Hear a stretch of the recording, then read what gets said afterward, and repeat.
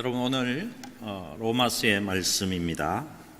성화되지 않으면 라는 말씀입니다. 우리 장로교 성도들이 제일 약한 부분이기도 합니다. 여러분, 오늘 잘 새겨 함께 나눌 수 있기를 축복합니다. 여러분, 로마서의 주제가 무엇입니까? 로마서의 주제는 이신칭의, 이신덕구입니다. 무슨 말입니까? 믿음으로 구원받는다. 믿음으로 나는 의롭게 된다. 이런 뜻입니다.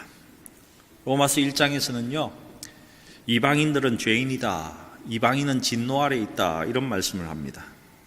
그들은 하나님을 섬길지 모르고 경건치도 않고 불의하기 때문에 하나님의 진노가 하늘로부터 이방인에게 있다. 이런 말씀을 하고 있습니다. 2장에서는요, 그렇다면 유대인은 어떠냐? 유대인도 죄인이다. 유대인의 죄에 대해서 이렇게 이야기합니다. 유대인들은요, 많은 것을 안답니다. 지식적으로 많은 지식이 있다고 합니다. 그래서 그들이 알고 있는 율법을 가르치기도 합니다. 근데 문제는 행하지 않는다는 것입니다. 자신이 알고 있는 대로, 가르친 대로 자기들은 생활하지 않는다는 것입니다. 그래서 이방인들보다 유대인들의 이 모습이 훨씬 더 하나님을 욕을 먹게 한다라고 합니다. 훨씬 더 하나님이 영화롭지 못하게 하는 행동을 유대인들이 한다. 그래서 유대인들도 진노 아래 있다. 이것이 로마서 2장의 말씀입니다. 3장에서는요, 유대인이나 이방인이나 지금 우리 성도들까지도 전적으로 부패해 있다. 그 죄의 본성 아래 살고 있다. 그래서 우리 역시 진노 아래 있을 수밖에 없다. 죽을 수밖에 없는 인간이다. 이런 말씀을 합니다. 이 세상의 모든 인간은 완전히 부패되어 있다는 것입니다. 그리고 법으로는 아무도 의롭게 됨을 얻을 수 없습니다. 그래서 그 율법이 성취하지 못하는 것을 다른 한 의가 나타났다. 하나님의 은혜가 나타났다. 이런 말씀을 하고 있습니다. 어떤 은혜입니까?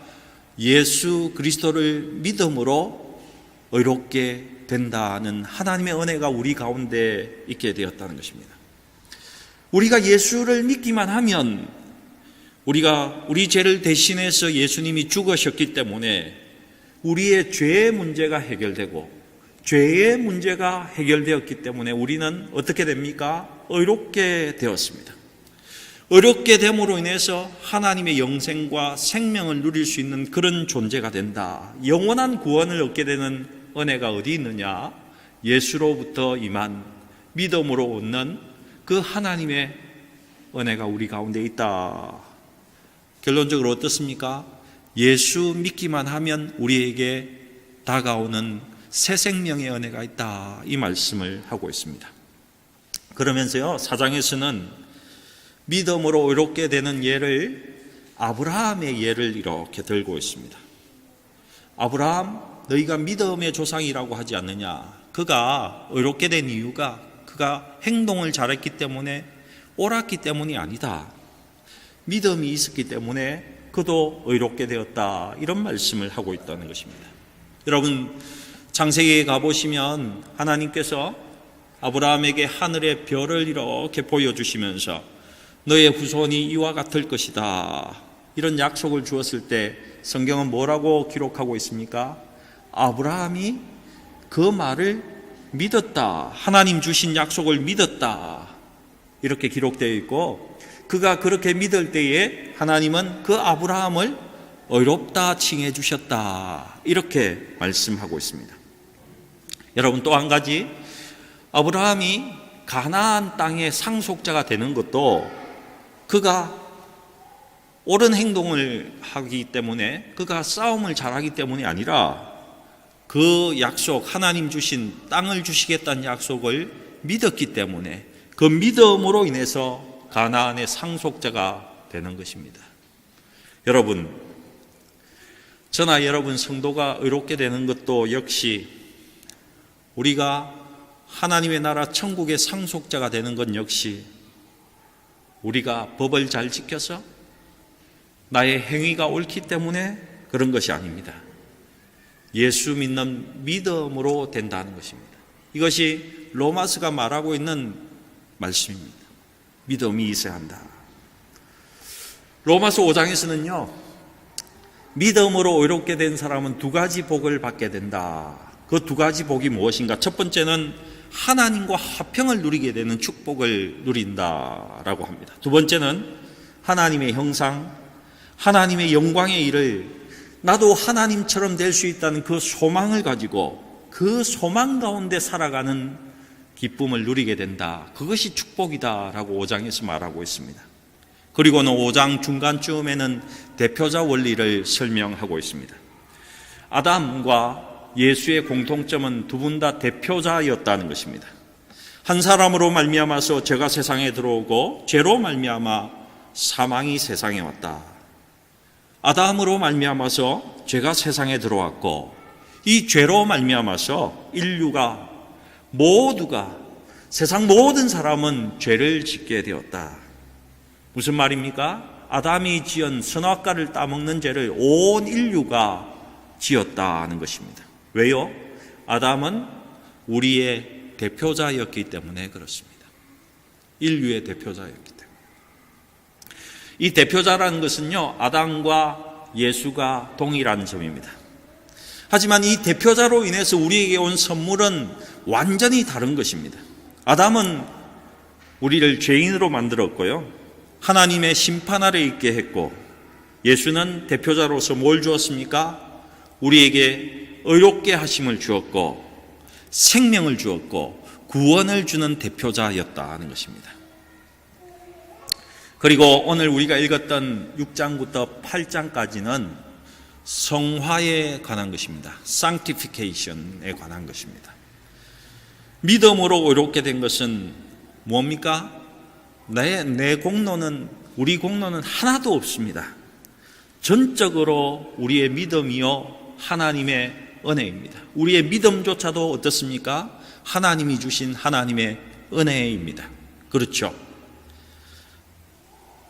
그렇다면 성도가 예수를 믿기만 하면 됩니까? 모든 것이 해결됩니까? 여기에 대한 대답은요, yes라고도 할 수 있고 no라고도 할 수 있습니다. 8장에 가면 설명하고 있는 것이요, 어떻게 우리가 성화의 삶을 살 수 있는가, 우리가 어떻게 하나님을 닮아갈 수 있을까, 이런 방법에 대해서 이야기합니다. 성화는 물론 하나님의 은혜로 되는 것입니다. 우리가 성화되는 것도 하나님의 은혜가 분명합니다. 하지만 우리 성도편에서 보면 어떻습니까? 내가 무언가 해야 하는 것이 분명히 있다는 것으로 또 해석될 수도 있습니다. 내가 힘써야 하는 것이 있다는 것입니다. 그게 뭡니까? 내가 성화되는 것을 힘써야 된다는 것입니다. 내가 깨끗해지고 하나님 닮는 것을 힘써야 된다는 것입니다. 하나님을 닮아가서 하나님을 닮는 삶을 살기 위해서 우리가 노력해야 된다는 것이죠. 여러분, 베드로후서 1장 4절을 우리 한번 보십시다. 베드로후서 1장 4절 한번 보시면 앞에 나와 있습니다. 우리 함께 한번 읽어보십시다. 시작. 이로써 그 보배롭고 지극히 큰 약속을 우리에게 주사 이 약속으로 말미암아 너희가 정욕 때문에 세상에서 썩어질 것을 피하여 신성한 성품에 참여하는 자가 되게 하려 하셨느니라. 여러분, 우리가 예수 믿음으로써 뭐가 주어졌습니까? 신의 성품에 참여하게 되었습니다. 하나님의 성품에 참여한 자들이 되었습니다. 하나님의 성품에 참여하는 자가 되었으면 이것이 끝이 아니라는 것입니다. 하나님이 우리에게 생명을 주시고 하나님의 구원을 주셔서 신의 성품에 참여하게 되었는데 그 이후에 따라와야 하는 것이 있다는 것입니다. 그것이 베드로후서 1장 5절부터 7절까지의 말씀입니다. 한번 다시 읽어보십시다. 시작.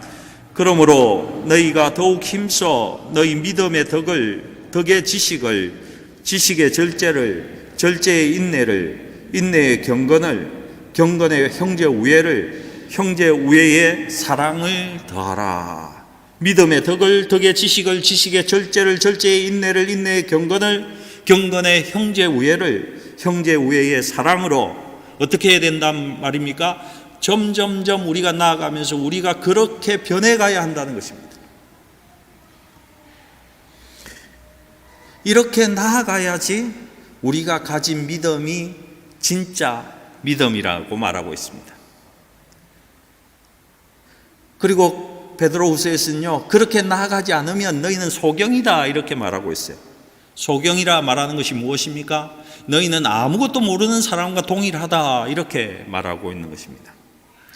여러분, 우리가 살아가는 삶 속에서, 나의 존재 속에서 성화가 일어나지 않으면 우리 믿음으로 말미암아 의롭게 된 이후에도 계속 우리의 삶이 옛날 삶에 머물러 있고 죄 짓는 삶에 머물러 있고 늘 제자리에 있게 된다면 오늘 본문은 뭐라고 이야기한 줄 아십니까? 그러면 너희는 예수 믿는 사람이 아니다 이렇게 말하고 있습니다. 너희에게 성화의 삶이 없으면 너희 예수 믿는 것 아니다 이렇게 말하고 있다는 것입니다. 무서운 말씀이잖아요. 그죠? 내가 예수 믿기 전에 미워했던 사람을 여전히 내가 예수 믿는다고 하면서도 그 사람을 미워하고 있다면, 내가 5년 전에 원수 지었던 사람, 10년 전에 미워했던 그 사람을 계속 10년이 지나고 20년이 지났는데도 내 마음에 미워하고 정오의 마음이 계속 있다면 사실 그 사람을 이렇게 표현한다는 것입니다. 그 사람 예수 믿는 사람 아니야. 이렇게 오늘 성경이 과감하게 표현하고 있다는 것입니다. 만약 우리 삶 가운데 성화가 없다면 내가 하나님을 닮아가려는, 하나님의 성품을 닮아가려는, 하나님의 모습을 닮아가려는 그런 애쓰고 노력함이 없다면, 한마디로 이야기하면 그가 예수 믿는다고 하는 말 거짓말이다 이렇게 이야기하고 있는 것입니다. 본문이 그렇게 이야기합니다. 예수 믿음으로 이렇게 된 자는 그냥 제자리에 머물러 살 수 있는 사람이 아닙니다. 하나님의 모습을 닮아가고 하나님의 모습이 내 속에서 나타나기 위해서 힘쓰고 애쓰는 사람이 예수 믿는 사람인 것입니다. 자, 그러면 오늘 본문 6장 1절부터 한번 보십시다. 그런즉 우리가 무슨 말을 하리요? 은혜를 더하게 하려고 죄에 거하겠느냐? 여러분, 이 말씀은 사실 로마서 5장 20절을 염두에 두고 하는 이야기입니다. 5장 20절이 어떤 말씀입니까? 율법이 들어온 것은 범죄를 더하게 하려 함이라. 그러나 죄가 더한 곳에 은혜가 더욱 넘쳤다. 이런 말씀이 있습니다. 여러분, 율법이 생기기 전에요, 율법이 우리에게 주어지기 전에 복음은 이미 그 전에 있었습니다. 율법은 언제 하나님께서 우리에게 주셨습니까? 모세 때 주시지 않았습니까? 시내산에서 하나님이 모세에게 주셨습니다. 하지만 복음은 창세기 3장 15절에 이미 우리에게 주어졌습니다. 창세기 3장 15절이 무슨 말씀입니까? 함께 읽어봅시다. 내가 너로 여자와 원수가 되게 하고 내 후손도 여자의 후손과 원수가 되게 하리니 여자의 후손은 내 머리를 상하게 할 것이요 너는 그의 발꿈치를 상하게 할 것이라. 최초로 우리에게 주신 원시 복음의 말씀입니다. 이미 아담 때에 주어졌다는 것입니다. 창세기 12장 1절부터 9절까지 아브라함 때 또 하나님은 복음을 요약해서 우리에게 축복과 함께 주셨습니다. 그죠? 그리고 창세기 49장에서 10절을 보면요, 이 복음을 다시 한번 야곱에게 주는 것을 볼 수 있습니다. 우리 창세기 49장 10절을 한번 같이 읽어보십시다. 시작. 규가 유다를 떠나지 아니하며 통치자의 지팡이가 그 발 사이에서 떠나지 아니하기를 실로가 오시기까지 이르리니 그에게 모든 백성이 복종하리로다. 실로가 오시기까지, 샬롬이 오시기까지, 평화의 왕이 오시기까지, 예수가 오시기까지라는 말입니다. 예수에게 복종하는 자는 그 이후의 말씀을 49장의 말씀을 쭉 읽어보시면요, 옷을 포도주에 빤다, 포도즙에 빤다라고 되어 있고, 그의 나귀를 포도나무에 매며, 나귀는 짐승을 지는 짐승이잖아요. 짐을 지는 짐승이잖아요. 나무에 맨다는 말이 무엇입니까? 안식을 주겠다는 의미입니다. 안식을 준다는. 그 실로 평화의 왕 예수가 오시면 죄의 짐을 지고 있는 인간이 나무에 묶여지게 된다는 말은요, 그의 죄짐의 일은 끝이 나고 쉼을 갖게 된다. 그런 안식을 준다는 그 말씀을 하고 있습니다. 복음이잖아요. 이 안식의 쉼을, 복을 누린다는 것이고요. 그리고 여러분, 옷을 포도주에 빤다. 여러분 상상이 됩니까? 누가 포도주에 옷을 빱니까? 그죠? 포도즙에, 포도주스에 옷을 빠는 사람이 어디 있습니까? 그죠? 무슨 말입니까? 희락의 복을 받게 된다는 것입니다. 옷은 삶을 의미하는 것이고요. 그 삶을 의미하는 옷이 기쁨의 상징인 포도주에 이렇게 빤다는 것은 무슨 말입니까? 너희들의 삶에 기쁨이 넘치게 된다는 것입니다. 예수가 우리 가운데 오시면 우리 삶 속에 희락과 기쁨이 넘치게 될 것을 우리에게 약속하고 있는 복음의 말씀이죠. 그리고는요, 12절에, 창세기 49장 12절에 그의 눈은 포도주로 인하여 붉겠고 그의 이는 우유로 말미암아 희게 된다. 이런 말씀이 또 있습니다. 무슨 말입니까? 실로가 오시면, 예수가 오시게 되면 이렇게 건강한 삶도 우리에게 주신다는 말씀을 하고 있는 것입니다. 무슨 말입니까? 예수가 오실 때에 우리에게 주어지는 그 모든 기쁨에 대한 복음의 말씀이라는 것입니다. 여러분, 이렇게 예수가 오시면 우리에게 주어질 그 복을 아브라함 때도 주셨고요. 또 언제 주셨습니까? 야곱 때에, 아담 때에 이미 우리에게 주셨다는 것입니다. 예수 믿고 그 예수께 복종하는 사람은 죄로부터 안식을 얻게 됩니다. 그리고 우리의 삶 가운데 희락이 넘치게 되고요. 성령으로 인해서, 그리고 구원의 기쁨으로 인해서 우리 삶에 기쁨이 흘러넘치게 되는 것이고, 그리고 영과 육과 정신적인 모든 부분에서 예수 믿는 그 사건으로 인해서, 그 믿음으로 인해서 건강하게 살아가는 삶이 우리에게 주어진다는 그 복음의 말씀을 우리에게 하고 있는 것입니다. 여러분, 이 복음이요, 율법이 오기 전에 우리에게 이미 주어졌다는 것입니다. 이미 주어졌어요. 그런데 로마서 5장 13절을 우리 함께 보시면요, 이런 말씀을 합니다. 함께 읽어보겠습니다. 죄가 율법이 있기 전에도 세상에 있었으나 율법이 없었을 때에는 죄를 죄로 여기지 아니하였느니라. 여러분, 복음도 율법이 있기 전에 있었고 죄도요, 율법이 있기 전에 있었다는 것입니다. 그런데 죄가 율법이 없을 때에는 그것을 죄를 죄로 여기지 않았다는 것입니다. 죄를 지었지만 율법이 없을 때는 죄를 지었다고 인식하지 못했다는 것입니다.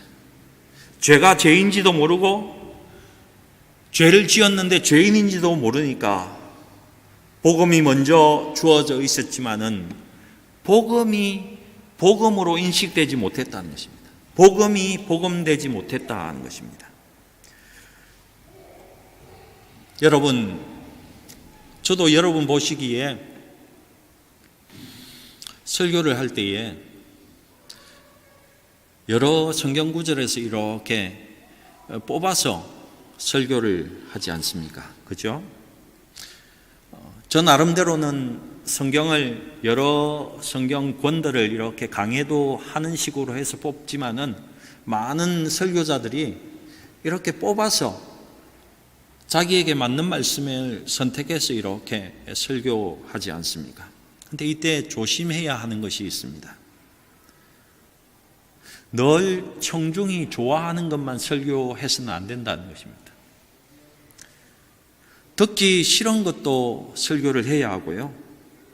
격려가 되고 귀에 듣기 좋은 것도 설교는 해야 한다는 것입니다. 그런데 현대의 문제가 무엇입니까? 듣기 싫어하는 것에 대해서는 설교자들이 말씀을 전하지 않는다는 것입니다. 여러분, 이렇게 선택합니다. 장로에게도 거슬리지도 않고, 이혼한 사람에게도 거슬리지 않고, 지금 바람 피우고 있는 사람에게도 전혀 거슬리지 않고, 아무에게도 거슬리지 않는 본문을 선택해서 설교하는 설교자들이 많이 있다는 것입니다. 그리고 더욱더 놀라운 것은 그렇게 설교해달라고 청중이 요구하고 있다는 사실입니다. 그러니 요즘 설교들을 들으면요, 그냥 듣기 좋고 무난하고 내 마음에 위로가 되고 평안이 되는 것이 주류입니다. 이런 코로나 때는 무슨 설교가 제일 많겠습니까? 괜찮다, 괜찮다, 위로받아라, 이런 설교만 한다는 것입니다. 여러분, 잘 들으시기 바랍니다. 복음이라는 것은요, 내 죄가 정확히 드러났을 때에, 내가 죄인인 줄 깨달았을 때에 복음이 복음되어집니다. 정확히 기억하시기 바랍니다. 그래서 로마서에서는 계속해서 이 복음이라는 것을 말하기 전에 유대인 너도 이방인 너도 세상 모든 사람은 전적 부패되었고 너희들은 온전히 죄인이다, 이렇게 계속 강조하고 있는 것입니다. 의인은 없나니 하나도 없다. 모든 사람이 죄를 지었기 때문에 하나님의 영광에 이르지 못한다, 이렇게 말씀하고 있는 것입니다. 그래서 너희들은 하나님의 진노 아래 있을 수밖에 없는 그런 존재들이다. 너희들 심판을 기억해야 한다, 이렇게 말하고 있는 것입니다. 법이 없을 때에는 죄를 죄로 여기지 않았기 때문에 복음도 복음되지 못했습니다. 그래서 하나님께서 율법을 우리에게 주신 것입니다. 율법을 주고 너희가 이 율법을 잘 지키면 내가 의인으로 칭해 주겠다, 너희에게 생명을 주겠다, 이렇게 말하니까 백성들이 이렇게 이야기했습니다. 하나님, 저 한번 지켜보겠습니다. 최선을 다해 보겠습니다. 여러분, 그런데 율법을 온전히 지킨 사람이 있었습니까? 여러분, 그렇게 지키고 계세요? 모세 시대에도, 사사 시대에도, 왕정 시대에도, 포로 시대에도, 포로 후기에도 한 번도 온전히 율법을 지킨 자들이 없었다는 것입니다. 하나님의 은혜를 받아서 성령에 붙잡힌 다윗, 히스기야, 여호사밧, 요시야, 이런 몇 사람들이요, 지킨 적이 있었습니다. 하지만 이스라엘 백성 전체적으로 보면, 우리 인간 전체로 보면요, 아무도 이 율법을 지킨 자는 없었습니다. 저나 여러분이나 법을 온전히 지키지 않잖아요. 율법으로는 우리는 구원받을 수 없는, 망해버릴 수밖에 없는, 나는 전적 부패된 사람이구나, 죄인이구나 하는 것을 이 율법이 우리로 깨닫게 만들었습니다. 그것을 알고 이제 성경을 다시 보니까 창세기 3장 15절이 복음이구나, 창세기 12장, 창세기 49장, 이사야 53장을 읽으니까 눈물을 줄줄 흘리면서 그곳에 복음이 있구나, 성경 군데군데에 우리가 잡아야 하는 복음이 있구나, 이렇게 깨닫게 되었다는 것입니다. 그때야 복음이 나에게 참으로 은혜로 다가오는 이 사실을 깨닫게 되었다는 것이죠. 그래서 성경이 뭐라고 이야기하고 있습니까? 죄가 더한 곳에 은혜가 있다라고 이렇게 로마서가 설명하고 있는 것입니다. 여러분, 착하게 사는 사람들요, 예수 믿고 변화되기가 너무너무 힘듭니다. 여러분 가운데 나만큼 착한 사람 있어 라고 말하는 사람들이 있잖아요. 그죠? 예수 믿지 않는 사람 중에서도 예수 믿는 사람보다 내가 훨씬 더 착해 라고 말하는 사람이 있지 않습니까? 나같이 사는 사람에게 무슨 죄가 있느냐고 이렇게 강변하는 사람들이 있잖아요. 이런 사람에게 복음이 그에게 은혜로 다가오기는 아주 힘이 든다는 것입니다. 아주 힘이 든다는 것입니다. 근데 저처럼 화끈하게 죄를 지어본 사람들은요, 여러분도 그렇죠? 화끈하게 죄를 지어본 사람은 내 죄가 무엇인지 분명히 알기 때문에, 죄가 완전히 드러나기 때문에, 내가 인정하고 많은 사람들도 인정하기 때문에 어떻습니까? 은혜도 분명히 나에게 다가온다는 것입니다. 은혜도. 이런 사람들은 대부분 보면요, 복음이 다가오면 막 대성통곡을 합니다. 하나님, 하나님, 제가 죄인입니다. 죄인입니다. 제가 어떻게 해야 됩니까? 저 때문에 십자가에서 돌아가셨군요. 대성통곡을 하게 된다는 것입니다. 이렇게 바울이 죄가 더한 곳에 은혜가 많다고 복음을 전하니까 이 말에 조금 빈정되었던 사람들이 있었던 것 같아요. 그래서 오늘 6장 1절처럼 이야기했다는 것입니다. 그런즉 우리가 무슨 말 하래요? 은혜를 더하게 하려고 죄에 거하겠느냐, 이렇게 말했다는 것입니다. 죄가 더한 곳에 은혜가 더욱 넘쳐요. 그러면 은혜를 받기 위해서, 그 은혜가 우리에게 더 크게 하기 위해서 우리가 계속해서 죄에 머물러 있어야 하는 것입니까? 이렇게 물었다는 것입니다. 계속 죄 가운데 머물러 있으면서 죄가 있으니까 십자가를 다시 보게 되고, 내가 죄를 더 깊이 지니까 더욱더 십자가를 보게 되고, 주님의 은혜를 체험하게 되고, 내가 죄인이라고 고백하게 되고, 그리고 다시 한번 죄를 흠뻑 짓고 다시 십자가를 보게 되고 다시 죄인이라고 고백하고 되는 그런 사건들이 계속 일어나는 것 아니냐고 빈정대고 있는 것입니다. 계속 죄를 짓고 은혜 받는 것이 이렇게 다람쥐 쳇바퀴 돌듯이 돌아가는 것이냐라고 말하고 있는 것이죠.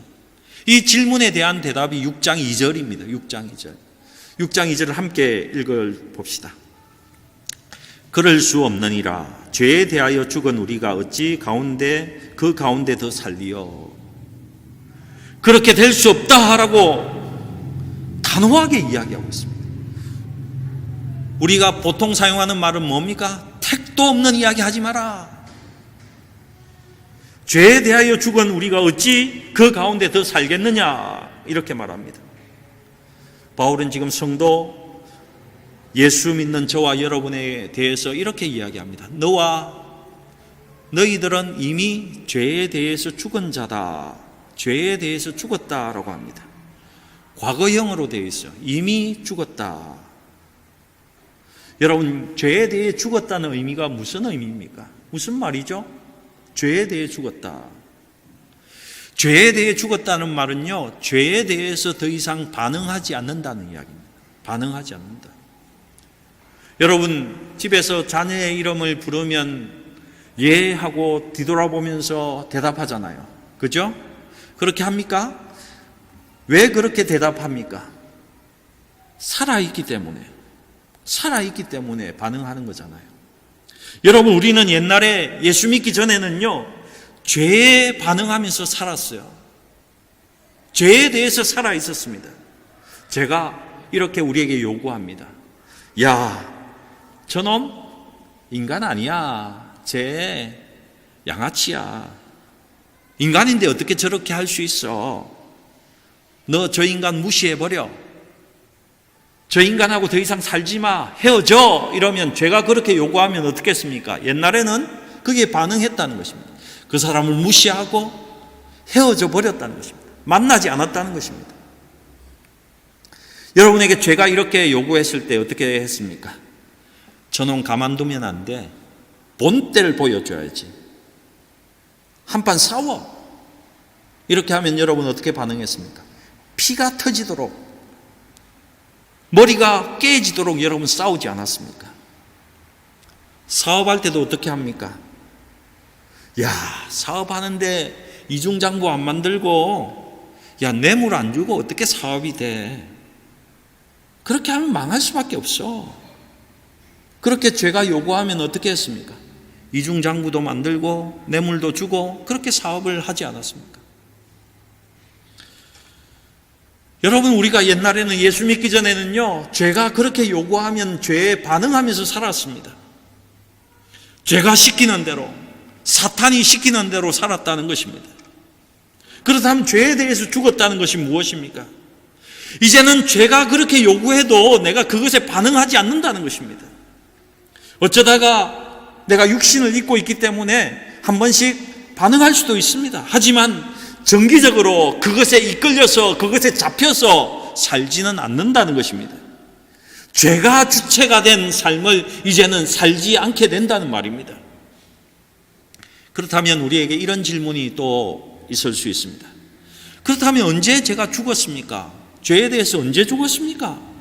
어떻게 죄가 죄에 대해서 죽었습니까? 여기에 대한 대답이 6장 3절의 말씀입니다. 함께 읽어보십시다. 시작. 무릇 그리스도 예수와 합하여 세례를 받은 우리는 그의 죽으심과 합하여 세례를 받은 줄을 알지 못하느냐. 우리가 언제 죽었습니까? 여기서 합하여라는 단어는요, 헬라어로 에이스라는 단어인데요, 안에서 이런 뜻입니다. 그러니까 예수 안에서 세례를 받은 우리는 그의 죽으심 안에서 세례를 받았다는 의미입니다. 여러분, 그리스도가 무슨 뜻입니까? 그리스도의 의미가 무엇입니까? 기름 부음 받은 자이지 않습니까? 예수가 무엇을 위해 기름 부음을 받았습니까? 우리의 죄 문제 해결을 위해서 예수가 기름 부음을 받았습니다. 그렇다면 우리의 죄의 문제를 언제 해결하셨습니까? 우리의 대표자 되셔서 우리 죄를 대신 지고 죽으셨습니다. 여러분, 예수님의 공적 생애의 시작이 언제이라고 여러분 생각하십니까? 요한에게 세례받을 때입니다. 왜 세례 요한에게 세례를 받을 때에 예수님의 공생애가 시작되었습니까?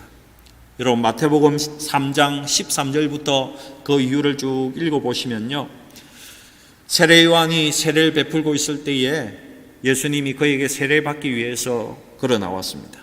그때 요한이 이렇게 이야기합니다. 당신이 나에게 세례를 주어야 될 터인데 왜 당신이 나에게 세례받으러 오십니까? 이렇게 이야기합니다. 요한이 예수께 세례 줄 것을 거절합니다. 왜 요한이 거절했습니까? 요한이 주는 세례는요, 회개의 세례였습니다. 물로서 깨끗하게 하는 회개의 세례였다는 것입니다. 죄인을 회개시켜서 메시아를 맞이할 준비를 시키는 회개의 세례였습니다. 요한이 다른 사람에게 세례를 주는 것은 부끄럽지 않았습니다. 왜요? 자기가 다른 사람들보다는 좀 더 거룩함을 추구하면서 살았기 때문에 그렇습니다. 근데 예수님이 이렇게 걸어왔습니다. 예수님은 하나님이시니까 죄가 없으시잖아요.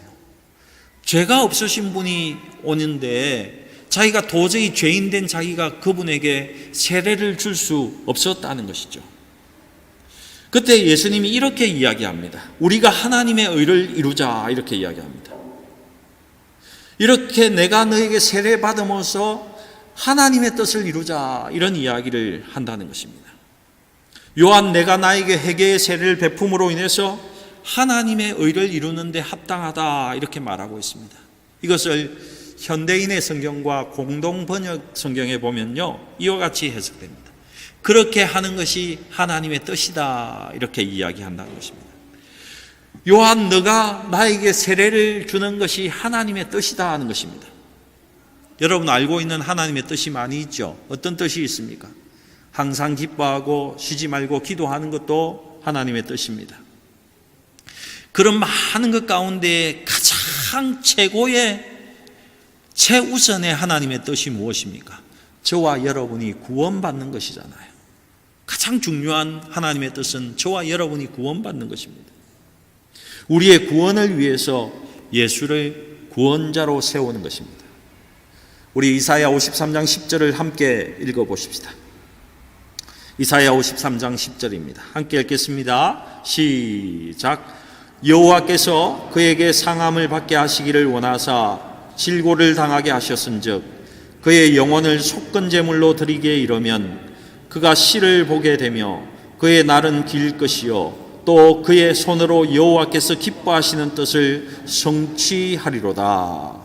여러분, 여호와 하나님께서 예수가 상함 받는 것을 원하셨답니다. 하나님이 예수님이 상해지는 것을 원했다고 합니다. 예수님이 속건 제물이 되셔서 우리 인간의 죄를 뒤집어쓰고는 죽는 것이 하나님의 뜻이었고 하나님이 원하시는 것이었다는 것입니다. 요한의 세례를 받으심으로 이제는 하나님으로서가 아니라 사람들의 죄를 뒤집어쓴 대표자로서 지금 죄인으로서 요한 앞에 서 있게 되었다는 것입니다. 그래서 예수님의 공생애의 시작은 언제부터라고요? 요한에게 물세례 받음부터다, 이런 것입니다. 예수님이 우리 죄인과 동일하게 된 사건입니다. 온 인류의 죄를 뒤집어쓰고 죄인이 되어서 하나님의 뜻을 이루신 사건이 그 물세례 받는 사건이었기 때문에 그렇습니다. 인류의 죄를 뒤집어서신 예수가 십자가에서 죽으시고, 그리고 성도된 우리가 이 사실을 믿어서 우리의 믿음의 고백으로 우리 역시 세례를 받지 않습니까?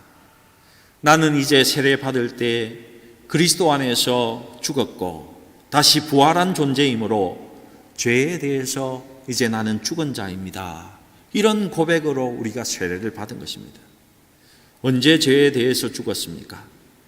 이 믿음과 함께 우리가 세례 받았을 때에 내가 그리스도와 합하여서 죽어버린 것입니다. 우리 6장 4절 같이 읽어봅시다. 함께 읽겠습니다. 시작. 그러므로 우리가 그의 죽으심과 합하여 세례를 받음으로 그와 함께 장사되었나니 이는 아버지의 영광으로 말미암아 그리스도를 죽은 자 가운데서 살리신 같이 우리로 또한 새 생명 가운데서 행하게 하려 하심이라. 여기에서는 우리는 예수와 연합해서 완전히 죽은 자라는 것을 지금 말하고 있습니다. 예수가 장사되었을 때 우리도 함께 장사되었다는 것입니다. 장사되었다는 의미가 무엇입니까? 예수가 완전히 죽었다는 것입니다. 그때 우리도 죄를 완전히 죽어버렸다는 것입니다. 그리고 예수를 하나님이 죽음에서 살리신 것처럼 우리에게도 어떻게 되었다고요? 생명을 동일하게 주었고 그로 인해서 우리도 새 생명으로 삶을 살게 되었다는 것입니다. 무슨 말입니까? 우리가 다시금 하나님의 생명을 받음으로 인해서 완전히 새 사람으로 살아가게 되었다는 것입니다. 우리는 이제 옛날 사람이 아니고 죄와는 상관없는, 죄에 반응하지 않는 새로운 삶을 살게 된 사람들이라는 것입니다. 여러분 기억하십시오. 믿으시기 바랍니다. 그러니 여러분, 우리가 죄에 대해서 내가 계속 반응하고 있다면, 죄가 나를 여전히 주장하고 있다면 그 말이 무슨 말입니까? 내가 계속해서 하나님의 성품은 닮아가지 않고 여전히 나는 옛날 육신의 성품을 가지고 사탄에게 붙잡힌 그 성품으로 살아가고 있다면 그것은 무슨 말입니까? 그 사람은 예수와 함께 죽은 적이 없는 사람이라는 것입니다. 여러분, 우리가 세례받은 이후에 새 생명 가운데 행하지 않는다면 예수와 함께 우리는 죽은 적이 없는 사람입니다. 죽은 척 했을 뿐입니다. 믿는 척 했을 뿐입니다. 장사된 적이 없는 사람입니다. 여러분, 우리는 믿을 때의 죄 문제가 해결되었습니다. 그러니 성령과 함께 새 사람으로 살아야 합니다. 성화되어야 합니다. 사nctification을 이루셔야 합니다. 만약에 새 사람의 삶이 없다면, 내 삶 속에 성화가 일어나지 않는다면 그것은 여전히 우리가 죽은 척만 했기 때문에 그렇습니다. 여러분, 예수님은 우리 죄를 대신 지고 성부 하나님의 영광과 뜻을 위해서 살았습니다. 우리는 그분 예수와 함께 죽었고 예수와 함께 다시 살아났고 새 생명의 삶을 살고 있습니다. 그러니 저와 여러분, 예수님처럼 살 수 있기를 축복합니다. 하나님의 성품을 닮아서 살 수 있기를 축복합니다. 그와 함께 죽었고 그와 함께 살기를 축복합니다. 계속해서 우리의 삶 가운데 하나님을 닮아가는 성화가 일어나기를 축복합니다. 여러분, 성화되지 않으면 계속해서 죄에 반응하고 있는 것입니다. 예수와 죽은 것이 아닙니다. 여러분에게 축복합니다. 성령의 충만한 가운데 예수의 삶으로 변혁되어지시는 성화가 지속적으로 일어나는 저와 여러분 되기를 주님의 이름으로 축복합니다. 우리 갈라디아서 2장 20절 함께 읽고 마치겠습니다. 갈라디아서 2장 20절입니다. 함께 읽겠습니다. 시작. 내가 그리스도와 함께 십자가에 못 박혔나니 그런즉 이제는 내가 사는 것이 아니요 오직 내 안에 그리스도께서 사시는 것이라. 이제 내가 육체 가운데 사는 것은 나를 사랑하사 나를 위하여 자기 자신을 버리신 하나님의 아들을 믿는 믿음 안에서 사는 것이라. 아멘.